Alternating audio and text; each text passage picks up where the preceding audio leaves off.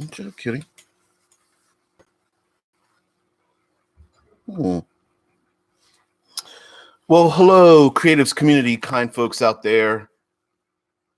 Welcome to RPG with DBJ. Thank you very much for joining me. Today we are talking about characters from Game of Thrones, one of which is Beric Dondarrion. If you haven't watched any of these videos and may not have any interest, what we're doing is we're picking a character and we are finding the things that we can take from these characters and include in our tabletop RPG games, even if you are quite unfamiliar with the characters. This week we're doing characters that are not very familiar to people anyway.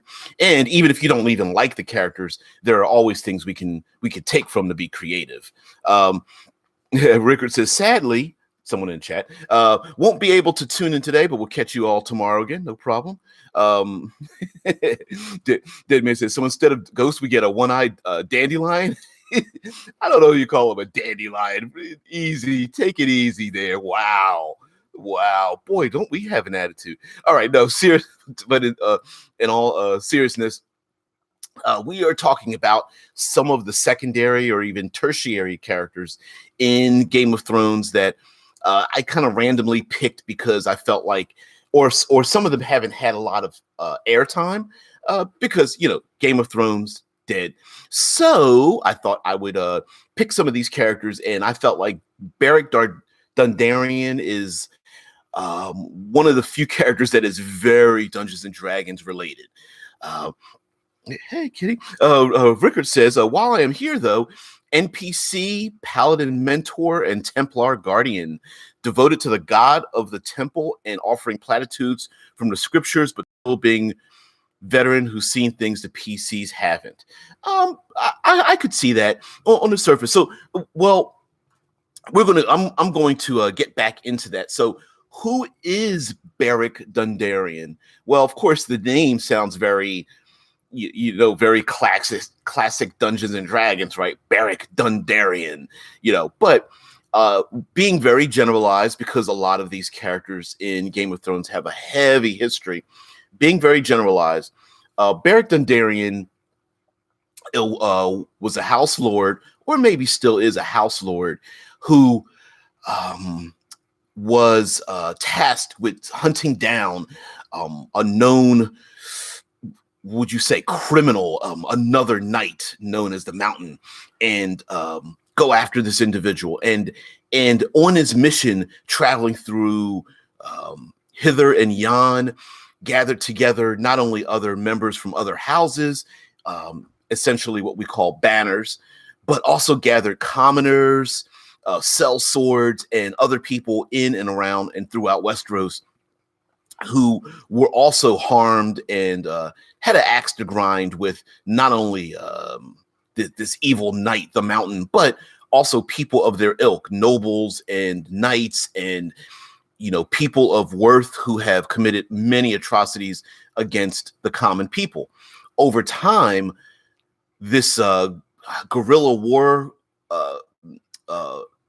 ragtag group of guerrilla fighters became known as the Men Without Banners, and they have in many ways given up their titles and lands to combine together to become the brotherhood of a brotherhood without banners. And so now they operate essentially without a home, wandering the countryside, stealing what they want and exacting justice and revenge. Sometimes in equal order, equal measure, sometimes a little more stealing than justice, a little more justice than stealing over time. The main thing, well, I want to say two things. One doesn't have much to do with him, but you'll hear what I have to say. His most notable gift is the fact that he has devoted himself to the Red God, the Lord of Light. And by taking his sword and slicing his hand, he can ignite flame on his blade. And that's pretty magic in a world where there's not a lot of magic, or not a lot of very blunt, very open magic. Not a lot of miracles happened on a daily basis, and this individual is able to do it. The other character trait of note is that one of his bannermen, known as Thoros, one of his best friends, who was also devoted to, the Lord of Light, has resurrected him like 6 times, I believe, in the story.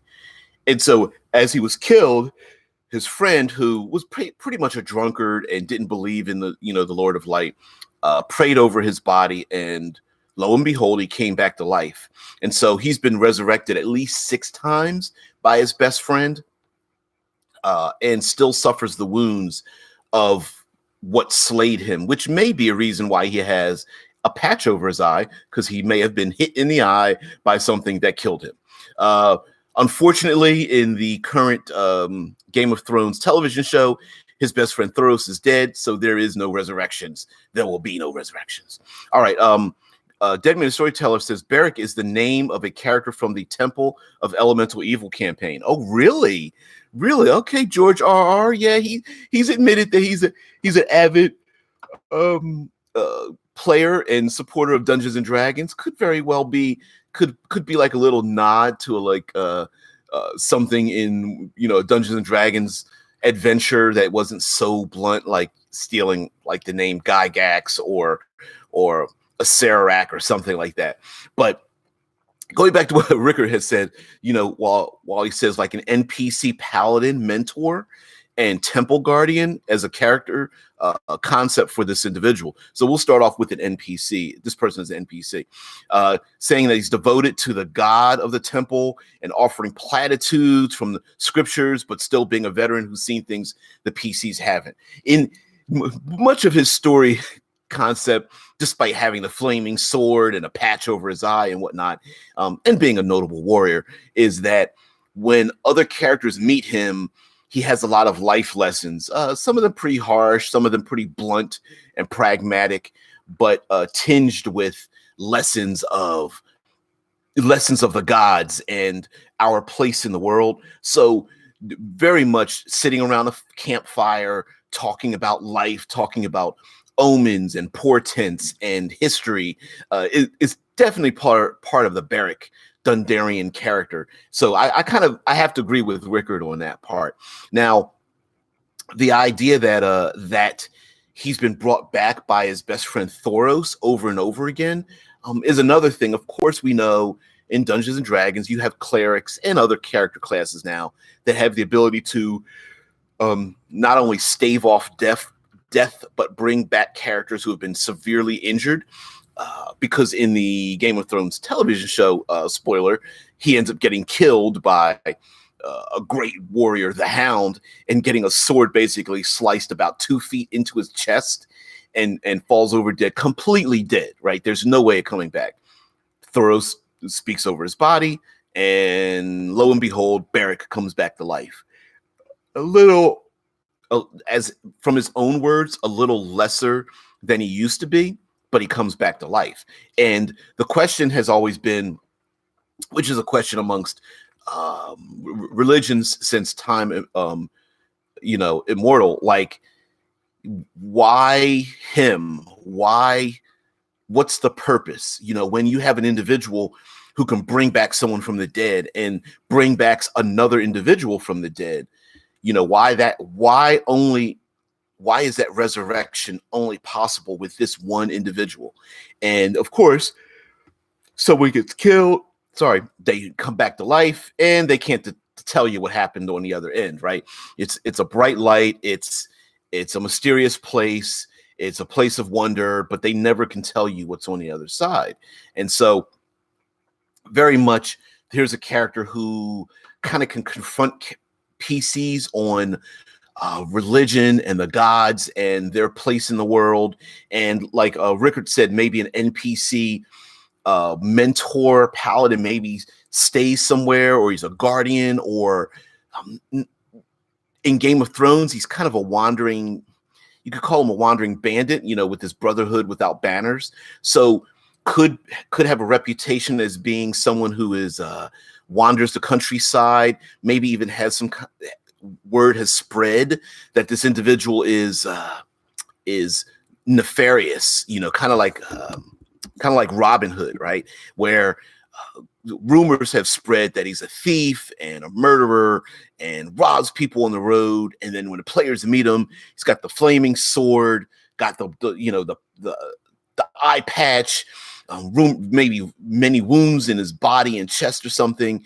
Maybe even spares the PC's lives because he could be quite capable of defeating the PCs on his own or with his own group. And then stories, continue from there. Maybe the PCs become join the Brotherhood without banners for a short time, or they need them as allies, or find out that the Brotherhood has been stealing things because the nobles, the rich, the powerful, who are oppressing the population, in order for them to feed themselves and to get clothing and other supplies, maybe they do have to steal it. But what they're doing is they're stealing it from the nobles that are basically stealing from the evil people, right? The people that the Brotherhood feels are oppressing everyone. So they feel like, let's steal their gold, let's steal their weapons and supplies. Deadman says, or worse, a guy is saved from death like that and now just wants to be killed in an appropriate way to be sent back to the same place, which PC wise, players are like, no, I want my character to survive. But that is a thing where someone wants to pass on to the other side and they just cannot. It's like, no, the other place was far more beautiful, I don't want to come back. Which in a way, what a great way to add in. You really want to add in an NPC who is let's be frank, you want to add an NPC, and that's a Mary Sue character, right?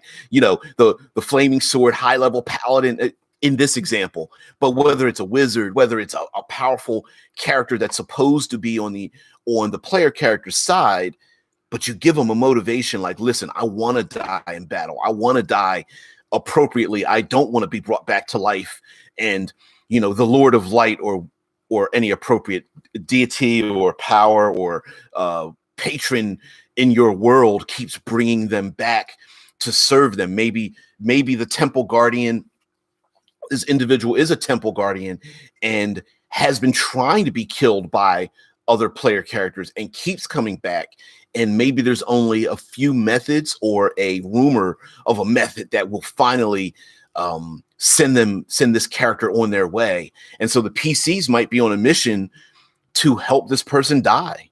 A very warriors, Viking, battle hardened kind of way. Like, listen, I just want to die in battle and not come back, because I want to see my family or my comrades in arms or something on the other side. Or some maybe committed some act and wants to join the right hand side of the Lord of Light, but somehow the patron of darkness has tainted his soul, and he's been trying to make recompense ever since. And so maybe the PCs are helping them, much like exercising a ghost who may be trapped and is haunting a place, and the PCs must release their soul from their last one act. Maybe it's the same version, but a physical individual, right? This person just keeps coming back. And it could be the PCs might just need to be, it could be a very simple story idea. PCs want to go into dungeon protected by Guardian. PCs kill Guardian. PCs on their way out find out Guardian's still alive. The Guardian is kind of, lets them go past, but it's kind of sad. And it's like, well, you deserve the great trophies or whatever that are inside the dungeon, but I have to stay here. Is there any way for you to save me? You're apparently you're great warriors. Maybe you can dispatch me. One of you could take my place, or something of that nature. Or please send this letter to one of my loved ones. I've never been able to get this letter out to my loved ones to apologize for leaving them and having never said goodbye, or what have you. It could be any number of things. Maybe he's got a special medallion that must be buried with or even his sword, his flaming sword. Like, please bury this along with my other dead comrades. I left them and they died without me or something, and it must be buried in a battlefield or what have you. So as Beric as an NPC, again, in the Game of Thrones world, there are very few pure knighted characters, warrior characters who are silver and gold armor, with a golden light surrounding them, that are like just and noble. Most of them are pretty beaten down hard in this world. The closest being like Brienne of Tarth, which is another character. But yeah, beaten up, has no banner, has no house name, running around with a motley crew of other individuals, hunted by other nobles, basically cast aside as a criminal. Those kind of things, just because he's trying to do the right thing. What I believe a good trait that I love from the character, which is very simple.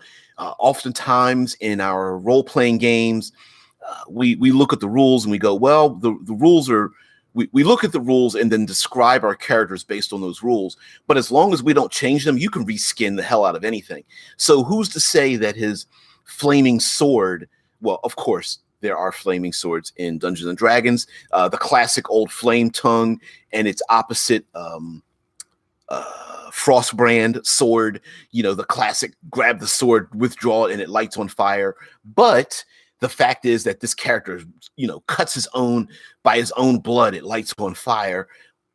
Why not have a paladin or a cleric, have this ability? The paladin has a smite, and the player character is like, you know what? Could I have my smite actually light my sword on fire? And me as a game master thinks for like all of 2 seconds, pretending like, I don't know. Yeah, well, hell yeah, that sounds like a great idea. Why not be known for something like that? Now there will be some players that are like, well, that kind of breaks the rules, or that's overpowered or whatnot. Well, it's only overpowered in comparison to other player characters, right? If you can't handle it in your game, just learn a few more techniques. But reskinning, redescribing what your character can do, all those things, just redo it. Maybe this character isn't a paladin to begin with. Maybe this character is a Eldritch Knight, and worked with the game master, or maybe even has a couple of flame spells and just describes it as, well, I'm swinging my sword that's on fire, and when I swing it past the bad guys, basically I'm casting a burning hand spell, right? Why not? I have a light spell. Well, maybe I just light my sword on fire, and that's where the light comes from. There's some of the other cantrips like produce flame or things like that, and just have it described that way. Why the hell not? But Beric as a PC, you can come from different angles. The paladin, the Eldritch Knight, a cleric's could be a cleric's order that just is allowed to use a longsword, which perfectly fine, right? Clerics can wear armor. They are close to being warrior-like. They also have many abilities where not only do they heal other people, but they can heal themselves. And it's a possibility that when this character gets put down by an enemy, that their deity brings them back to life, and so he comes back to life. And of course, describing how that happens doesn't have to be a golden light from someone's hands. It could be just that they stand the hell back up with a big old axe in their chest, and everyone's does the double take and looks back with slow motion, mouthing the words, "What the fuck?" When this person stands back up again.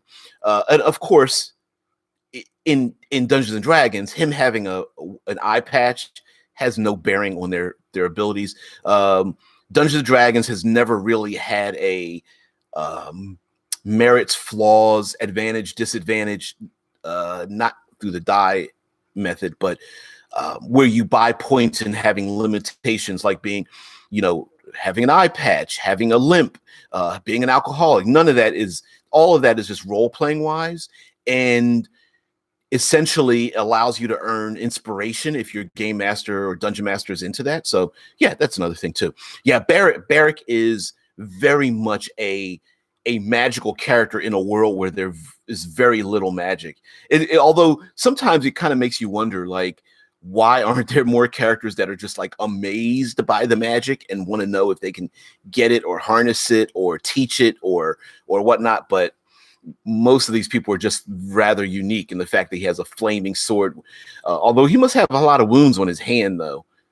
but he's been killed and brought back to life. I guess slicing your hand open is a minor cost in having a flaming sword, running around with a flaming sword. But okay. So now we have Beric. We know what he is as a PC. As an NPC, yes, could very much be a mentor wandering around, but we can also use the idea of Beric to sometimes we need to hit our players over with a clue stick, right? We need to give a lot of information over to our players in a very short amount of time to lead them to somewhere else. So you've got your map, you've got your map of the world, you've got your jungles and islands and mountains and plains and deserts and all that kind of stuff. So sometimes we need to dump a ton of information in a short amount of time and make it interesting. And one of the methods that we can do this, of course, is using an NPC, and that NPC could be active in how they give that information. So in other words, instead of just, hey, we need to go to the quest giver, and the quest giver just talks to them, this individual could meet them on the road or at a bonfire, talking over over brats and shish kebabs or something, explaining to them what the players may encounter ahead of them, and especially coming from the mouth of someone who is clearly blessed with the arcane or divine power. That could very well be a way for the players to go, oh, give a second thought, like, oh, this person's describing a dragon across the mountain range, and he's got a flaming sword and one eye and has come back to life 6 times. Maybe he knows what he's talking about. So a character like this could very well offer a lot of information. And hell, if you have more of a gritty, brutal campaign going on where players may die, this is a great character to pick up along the way, right? Like, oh man, my character died. I got on the 3rd level. Darn it. Hey, can I pick up Beric Dondarrion and make him my player character? It's like, yeah, of course. So throwing in some NPCs that could really jump in a moment's notice, or maybe there's someone who you love to have at the table but can't really join in. They've got, for life reasons, can't join in, kids, work, schedules, all those things. Like, man, I can only join once a month, but I'd love to join in. Here's Beric. Here's a Beric type character. Great. Cool. He's got a flaming sword. That's sweet. Cool. Let's join in, and of course he's got his own, I'm part of the Brotherhood. I can't join you. Excuse to leave the party whenever something happens. But then of course we are the Brotherhood without banners. You need us and we need you. And so, of course, has the excuse to join back in with the party after they've defeated the dragon across the mountain range or what have you. Now, Beric as a villain, because we do tend to, talking about these characters, we want to talk about them as NPCs, PCs, and villains. And Beric as a villain, of course, could be, many times some of our favorite characters, we talk about them as being like misled, right? Like, those kind of things. Could be a character who is has different information. Game of Thrones tends to have characters that are the heroes of their own story, and so end up doing pretty heinous things when compared to someone else's point of view. But in their head, they're doing the right thing. So this gentleman could have been a knight that was cast out, or he cast away his own banner or his own house, or was accused of a crime he may have committed or may not have committed. For example, he was tasked with going on a mission, and then while going on the mission, like, the political regime changed while he was gone. So he went from, hey, serve our country, to he's a criminal, he's a treasonous bastard who's left our country, kind of thing. Or maybe just because of this character's personality was like, listen, you can't tell me what to do. I'm going to exact justice against these people, and I'm not beholden to you and yours. So could very well be someone who has been labeled as a criminal and now is committing criminal acts to survive. And maybe the PCs are the ones to bring this person's soul back in line. Maybe he's done plenty of things, killed innocents, stolen food and starved farmers, attack people on the road as a typical bandit. But the PCs, when they find him, of course, he's got the flaming sword, he's got the patch over his eye, he's got the rumors about being resurrected, and then PCs and he could be quite powerful and very skilled with his bannermen may be quite skilled as well. So maybe the PCs have to talk their way out of it and realize, like, hey, listen, you can come back to the fold. You can come back to the noble house, or maybe things have changed in this character's while he's been gone and reneged on his house, and maybe he's found out that an usurper has come along and taken his family lands and family, or even wife and children, and could be, convinced to come back. Could also, this evil character, could also be just uncompromising, right? It's the idea of the old classic lawful good paladin that just, detect evil, kill it, detect evil, kill it. And so this could be kind of like a poke in the eye of other players that are doing similar things, or playing on that trope that this character who, has got the rusted armor and with his, brotherhood without banners, and bannermen are going around just basically slaughtering people they perceive as evil. And the players are like, wait a minute, dude, you got to calm down. And he could be just uncompromising. It was like, no, I've got a mission. I've been brought back to life multiple times. I've suffered mortal wounds, i.e. spare the dying, cure wounds, channel, clerical channeling power, laying on hands or whatever of themselves. He's like, no, I've got a mission. My oath is to save the people from evil, and I'm just going to go around killing evil people. And the player characters may have to put him down. Like, listen, you just uncompromising. You've got to listen. These people, you may perceive them as evil, but there's a chance for them to do good, and you don't know if they've done evil in the past. And he's like, it doesn't matter. Doesn't matter. The Lord of Light has given me vision to see, evil. Now, of course, we know in 5th edition, detect evil is pretty much gone. It is like detect fey, celestial, fiend, that kind of thing, which could also be a thing as well.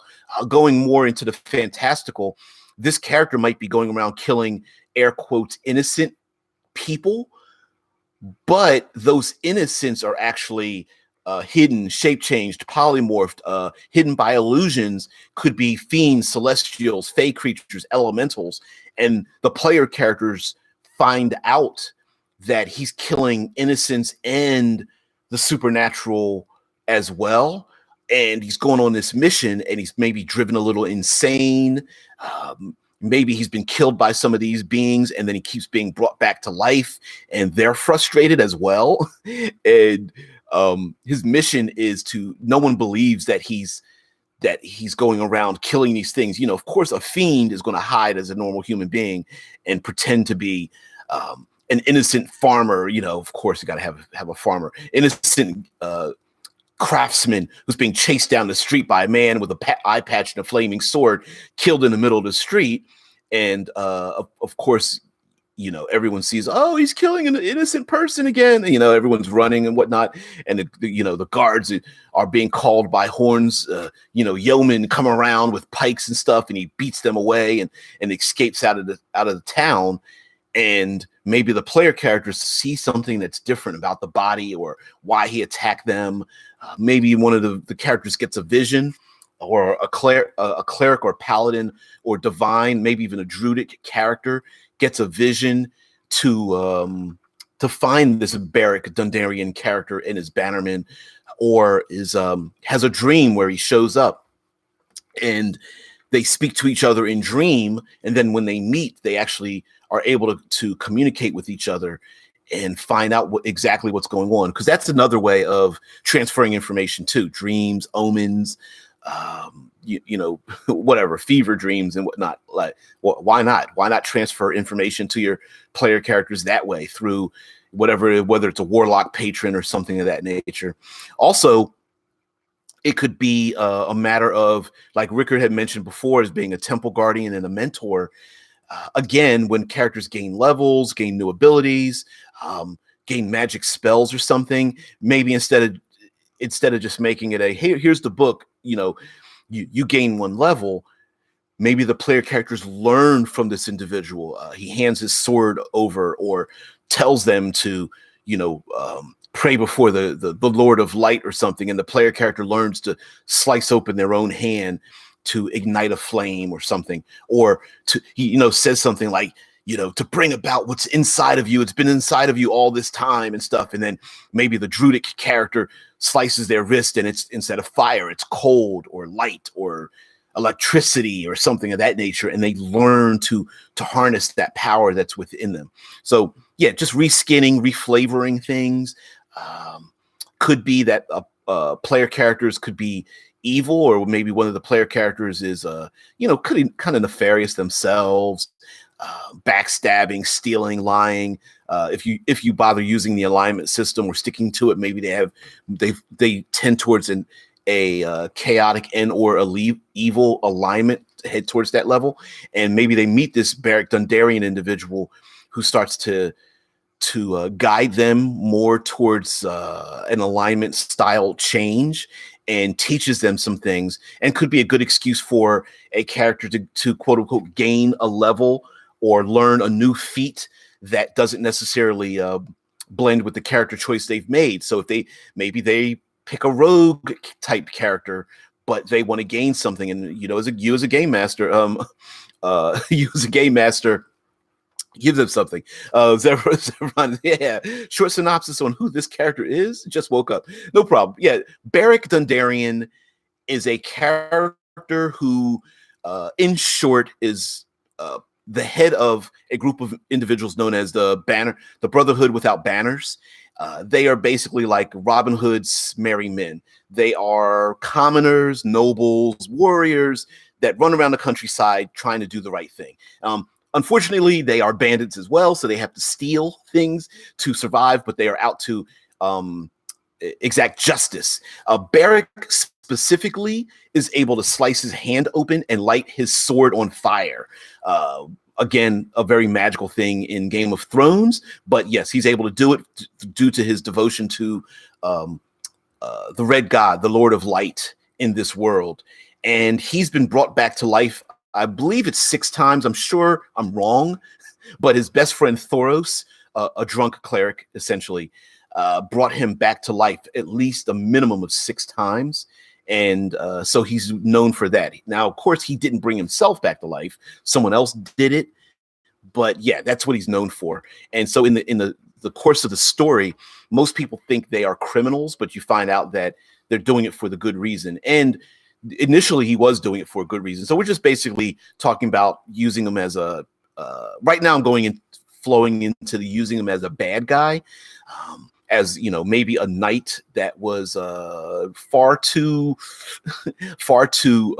religious, going around killing everyone he perceives as being evil. Could be going around killing things that are evil, but no one sees it except for himself. And also being used as a character that is committing a lot of atrocities and could be the air quotes, the big bad guy, but when defeated, maybe hands over or blesses or gives the characters clues as to why they did what they did. And so maybe hands over the flaming sword or gifts, his bloody hand. Maybe he puts his bloody hand on the forehead of one of the players and grants them some kind of boon or whatever, i.e. they gain a character level, right? Or not necessarily. They could gain, maybe the character gains a feat, like what I forget the name of the feat that allows the character to gain a magical power or a magical spell or something. So that could possibly be a thing. Or if you just want to break some rules, which why not? Maybe a character's playing someone like a rogue or a druid or something that really doesn't fit, and is like, maybe they just are able to pick another character, a character ability like a paladin smite. Hey, I'm playing a rogue, but my character's devoted himself to the Lord of Light. So instead of picking my next level character thing, can I pick a paladin smite? I'm like, sure. And can I describe it as a flaming sword? Yeah, why not? So yeah, we're talking about that part. Yeah, Beric Dondarrion. And of course, Deadman brings up the fact that Beric is the name of a character from the Temple of Elemental Evil, which is kind of cool. So could it be an accident? Sure. Could it be that George R.R. Martin remembers that from the Temple of Elemental Evil? Probably, because I'm sure I would do that too, even if by accident, right? You're like, oh, man, I still remember Expedition to the Barrier Peaks and that kind of stuff. So Zev says, Zevron says, imagine you believe your ability to light a sword is based off your devotion to a god and your blood is on fire because you're a genasi. There, see? Exactly. So however you reskin, reflavor your abilities really doesn't matter in mechanically, but as far as your character goes, yeah, absolutely. Even a sorcerer could be considered this kind of thing if you want to go more towards the blood rather than the divine devotion. Although an Aasimar also fits into it as well. You know, describing the release of blood as an activator for the powers and abilities, or it could even just be wizard or druid as well, for this character type of character where, hey, I want to cast a spell that, I don't know, creates a wall of force or something, and they take a dagger and slice their hand open and drip blood down, and then it is created. Where of course it's just a gaming thing, it's just a narrative thing. You're not literally causing damage to yourself to cast a spell, although there are, I'm sure, I absolutely guarantee you can get online quite easily and find blood magic or something like that. But it's not necessarily blood magic. It is just the power of their devotion and such. Zevra says, gotta love how you set a reminder to your phone and clock and it neither work. And you're fine, man. I'll be here even if you guys can't. Maybe I could be the first YouTube alarm clock person, waking, although I'd have to do it 24 hours a day, but I could wake people individually. Yeah. So anyway, Beric Dondarrion, there's not a lot, especially for these secondary characters. Unless you're reading the books, there's not a lot of information for them, but he is a catalyst for other characters' growth and could be a nice character for the players if you as a dungeon master want to come back and have those characters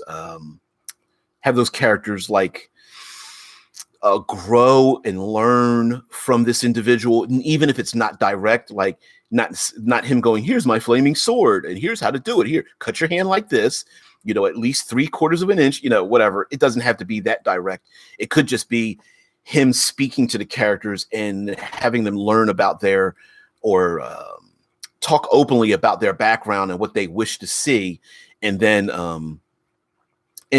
having them grow from that.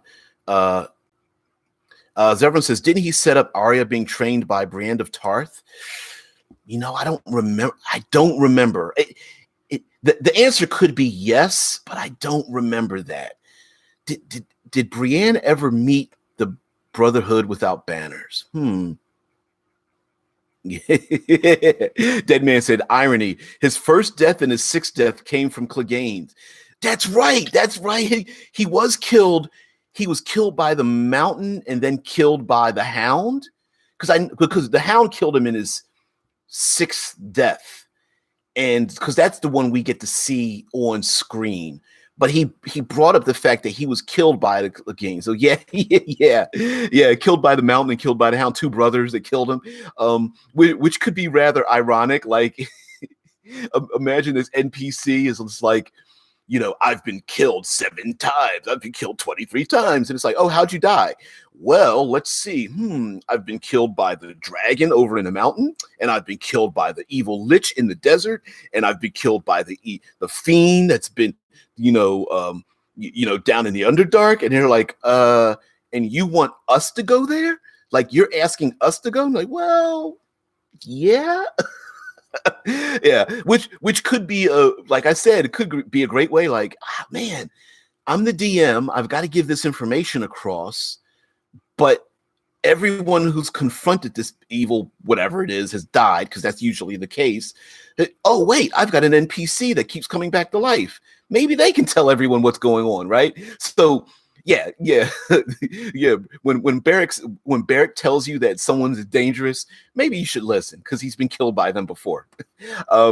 and again, I as I mentioned before, you probably weren't into the chat and stuff at the time, but as I mentioned before, much like a ghost, he's like the physical manifestation of a ghost, possibly. So maybe, could it was brought up that by Dead Man that maybe he wants to pass on, that he really does want to die, and so the player characters might be on a quest to help him die a particular way, to let his soul pass on, to die in battle, or to give up his life in service to something, which could be a good way for the game master to like add in another player character to quote unquote sacrifice a red shirt character, right? To go into the adventure, die, saving one of the other player characters, and then the player characters can move on from there. So yeah, he could be a meat shield as well. Like, yeah, let's go into battle. And of course, the majority of the attacks attack him, or maybe you as the dungeon master have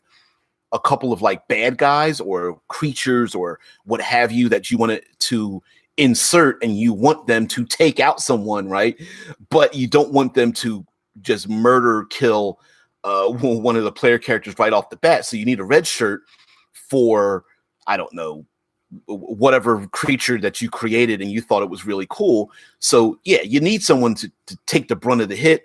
Boom, Beric gets hit, gets ripped asunder. Player characters are scared. Beric comes back to life, and he's just like, "Whoo, man, that was rough. Man, I don't know if I'm going to go back there." And the players are like, "Did you just come back to life?" And he's like, "Yep."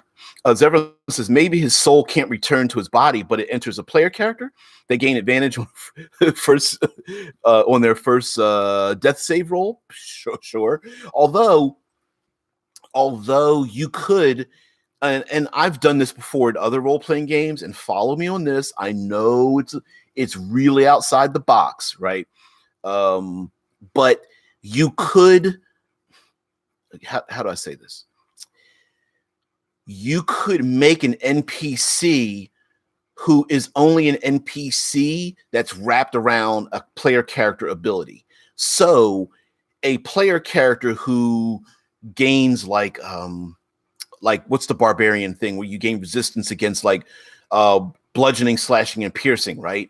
It could be that this NPC is the one that's the reason why they have resistance to those things, right?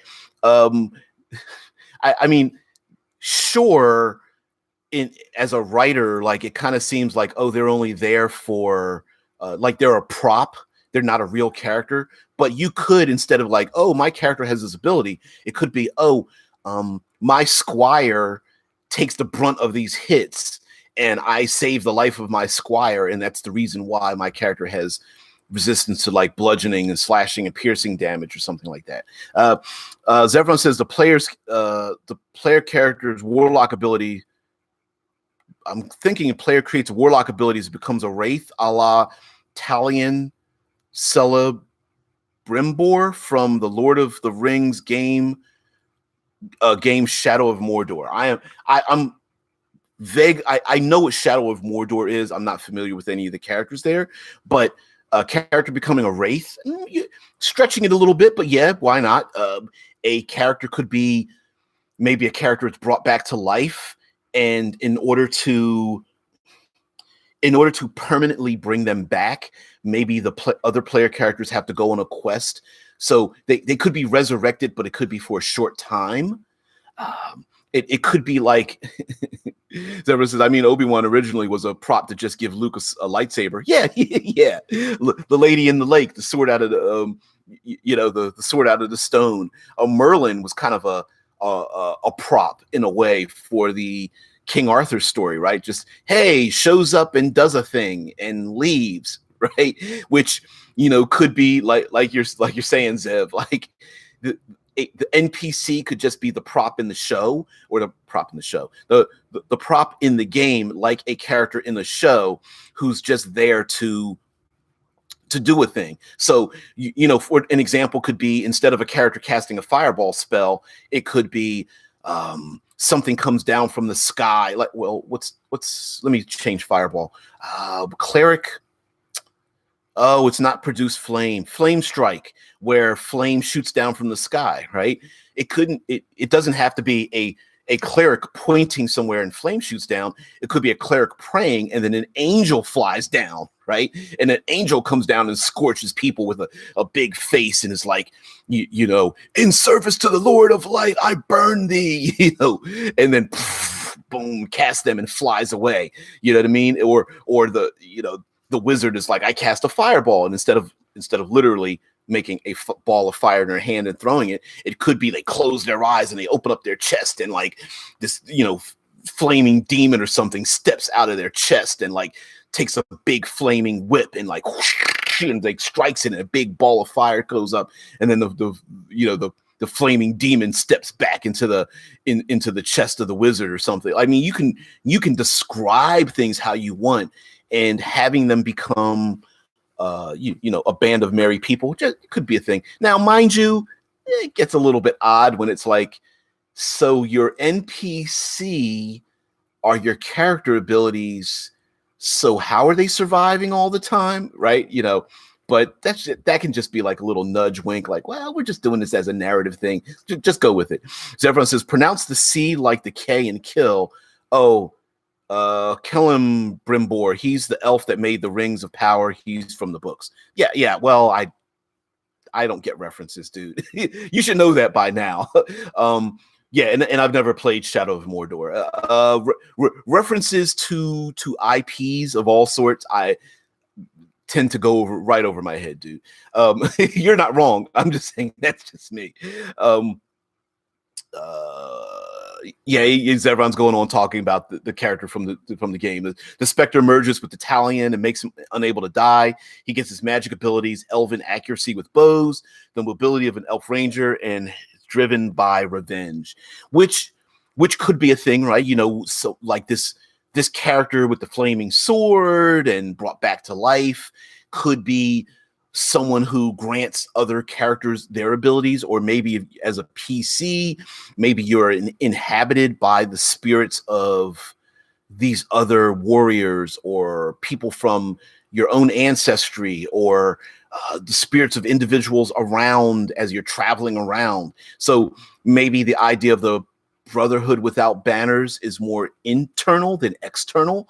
So the character could have a host of others inside of them. So whenever the character isn't, let's go with the Elven Ranger thing, right? Like maybe the character isn't a good ranger because they've studied, but my accuracy is with a bow because of this great elven archer, and my ability to hunt things isn't because of that, it's because of the spirit of a wolf, and my ability to kill giants is because of a dwarven hero that has inhabited my body, right? It could be the spirits of others who this character is like a medium for.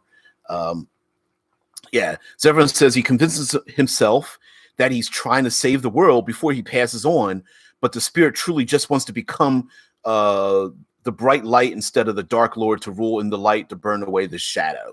Yeah, very much could be like this, you know, the player character. Out of game, we know what's going on, but in game, maybe the player character is being manipulated for good or bad by the spirit of this other thing that wants to, you know, enact justice and bring about goodness and light and that kind of thing.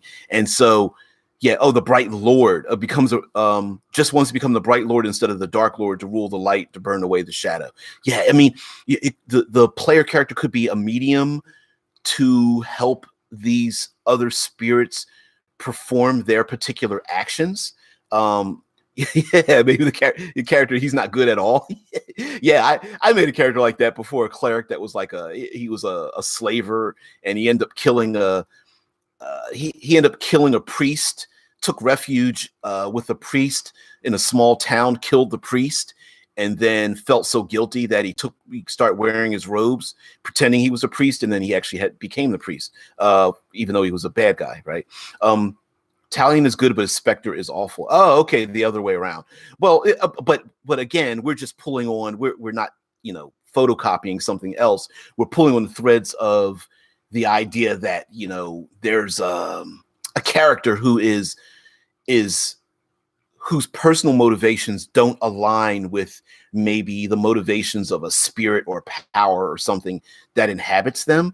And a plot point could be this character is traveling around doing things to release or appease or enact some kind of plot that's going on with the spirits that are inside of them. And out of game, we know what their class abilities are, their powers, their magic and stuff. But within game, they could be gaining and losing these abilities when they go from one spirit to another. So, for example, let's say the player character has burning hands, right? Produce flame, flame strike, fireball, doesn't matter, right? Pick a flame spell, doesn't matter. So in one game, they're possessed by an evil spirit that, like I said before, like the spirit of the fiend with the flame whip. Maybe they then, when they finish the plot, excise themselves of that spirit, and now maybe they're inhabited by some kind of angelic spirit of light, but we're just reskinning the exact same flame powers as like flaming from light and the sun or something like that. Again, very much story without changing the rules, but metagaming it where the character doesn't know what the rules are, but we know what the rules are. Zeb says, how much does it say we're talking about what is basically fan fiction, the video game for the Lord of the Rings, instead of the titular Game of Thrones character? Well, the Game of Thrones character is quite minor. You don't get to play Beric Dondarrion. Yeah.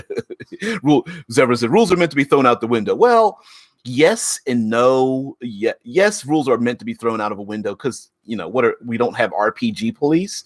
But a very simple way to make things unique to yourself is reskin it. Call it something different. Make it look different. Make it sound different. Make it important to your character. Make it, have it be specific into your world. Just because a character has the ability to spare the dying doesn't mean that they're not pulled back from the golden light, and angelic beings are not calling for that character's soul, who then imparts some information to them, who then has this character looking up into the sun and seeing the angelic figures again and blah. All that is story, but the power of spare the dying is very simple. If we don't add story to it, it becomes routine. It becomes like a assembly line, right? Until it is us that makes the context of what it is. Rules are meant to be thrown out the window. Break them responsibly, though. Well, sometimes I think the idea of breaking rules, I think, kind of gets under people's skin, as if we're like a bunch of hippie game players that I don't care about the rules at all. We're just going to make up stuff. Where as a matter of, Deadman says, yeah, don't go fatal. Yeah, normally it's not about breaking rules. It's about contextualizing the rules, right? For example, if someone says, hey, make a constitution roll to I don't know, resist this poison, right? That's not breaking a rule, but someone might say, well, that's not exactly a saving throw. It's using the rules that are already existing and just recontextualizing them, which is what 95% of the time is what we actually do. When someone says we're throwing out the rules, what we're doing is, oh, this game has an engine like percentile dice or a D20 or, dice pool.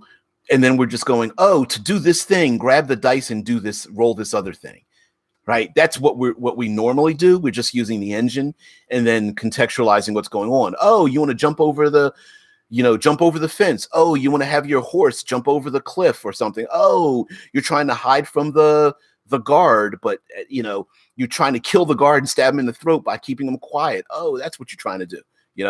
Zevron says, now I have the image of cleric casting spare the dying and the angels get upset and try to recover the soul, believing it's his time. Yeah, why not? Why? What? When game wise, we have clerics healing people who are not of that religious bent. Why is there nothing said or done about that? There could be very many religions in your world that are like, you don't get to heal the unfaithful, right? If you don't bring them to our side, why are you healing them? And then maybe the question could be, the character is able to heal them, but maybe the other clergy that's members of that cleric are like, you shouldn't be able to do that, or you shouldn't be able to use your channeling of healing to lay your hands on people who are basically enemies of ours, right? And play that up, play into that. That's where story comes from. Zevron says, if you're playing without the rules and everyone is having fun, so what? How dare you have fun? It's your game. It only matters that you and your party have fun. Who cares about Johnny? What's his name saying you need to adhere to rules? Exactly. None of this matters except to those that are sitting at the table, right? So none of it matters. So when people complain or you see videos and this is the way it should be, it's like, including me, it's like, well, my opinion doesn't matter if you and yours are having fun, right? I'm sure there's people out there like, hey, we play dragons in our world and we just pick a random dragon and add some character class features, and you're like, oh, okay, can I play a dragon? You know what I mean? That's their table. That's what they do. So yeah, Johnny Rules lawyer. yeah, dead. So anyway, we're heading towards the hour mark. I gotta get ready for work tomorrow. Thanks to Dead Man, we get to talk about not just animal companions, but Sarah says, great selling point to your channel, DBJ. This is my opinion, but who cares? Well, we all have opinions. Opinions are just as common as sphincters, right? So yeah. But the point is to have fun doing it. So yeah, tomorrow I'll bring up the thumbnail after we end here. But yeah, tomorrow we get to talk about the dire wolves, man. We get to talk about Ghost and the rest of the wolves and how they what their purpose is in Game of Thrones and how we can use them tomorrow. Granted, we won't be talking necessarily about PCs and NPCs and villains, but there's a bigger story to how the dire wolves were used from the very first episode of Game of Thrones. Kind of a cool thing. Indo, hey, he says, you cast Spare the Dying and death appears before you, a single finger raised, meaning you owe me one. Hell yeah. Why?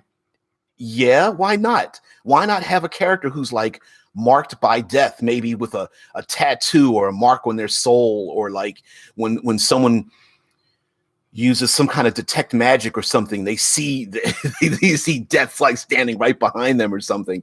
Like, you can always put that into the story. Why not? And the next time a character makes a death save, they see the exact same thing the other character saw when they died. You know what I mean? You always do that. Yeah, Deadman says you already posted it in Discord. No. Meaning when I open it up so that you guys can see it when it goes live is what I mean. I mean, I posted the picture of it, but yeah, when I end here, I activate the next live stream, and that's the thumbnail that's going to come up. As everyone says, a quote I heard from Dragon Age is, opinions are like testicles. Kick them hard enough, it doesn't matter how many you got. I don't know if I'll put that on a t-shirt, but sure. Oh man, you guys are silly. As everyone says, I saw a few Tumblr posts of having magical scars by casting certain spells or getting hit by certain spells and it takes too much damage. Yeah, great art. Yeah. Oh, I mean, it's your setting, right? Instead of magic just being an on-off switch, like, oh, I cast a spell, okay, it's off. Let it leave a scar in the world. Who's to say that wraiths and ghosts and stuff aren't created by the casting of Spare the Dying and Cure Wounds and bringing people back from the dead, and that there's not a ghost or a wraith or a wight or a zombie or something out there that looks like you and is you trying to get back its soul or something. I mean, you could come up with all kinds of crazy things. The hunger of Hadar scars looks nasty. Ooh, wow. So anyway, guys, again, salutations, everyone. Let's not measure our loves by our hates. I will see thee tomorrow. Everyone have a great one. Thanks, Zev. Thanks for joining in, Indo, and everything that. Yeah, raise a finger. You owe me one. See ya. All right.